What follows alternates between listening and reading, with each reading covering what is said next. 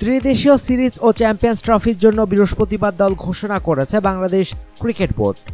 ৮ জাতির টুর্নামেন্টে এ গ্রুপে ইংল্যান্ড, নিউজিল্যান্ড ও অস্ট্রেলিয়ার বিপক্ষে ম্যাচ খেলবে মাশরাফি মুর্তজারা।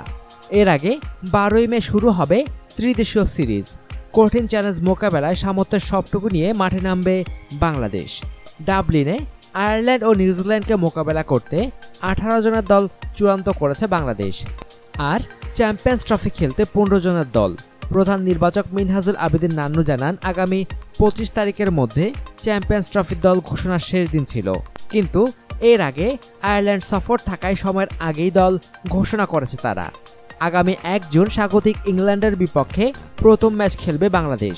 দ্বিতীয় ম্যাচে অস্ট্রেলিয়াকে তারা মোকাবেলা করবে ৫ই জুন। আগামী ৯ জুন নিউজিল্যান্ডের বিপক্ষে খেলবে গ্রুপের শেষ ম্যাচ। আয়ারল্যান্ড সফর শেষে চ্যাম্পিয়ন্স ট্রফির দল থেকে বাদ পড়বেন নুরুল হাসান সোহান, নাসির হোসেন ও সুভাষিস রায়। তাদের ৩ জনের সঙ্গে স্ট্যান্ড বাই থাকবেন সাইফুদ্দিন।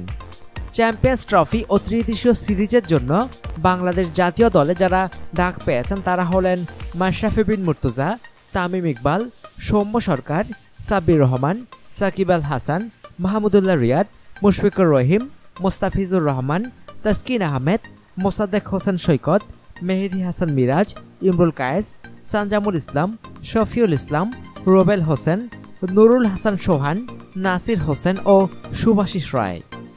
অনুগ্রহপূর্বক সংবাদটি শেয়ার করুন এবং খেলাধুলার সর্বশেষ খবর জানতে স্পোর্টস লাইট সাবস্ক্রাইব করে রাখুন। ধন্যবাদ।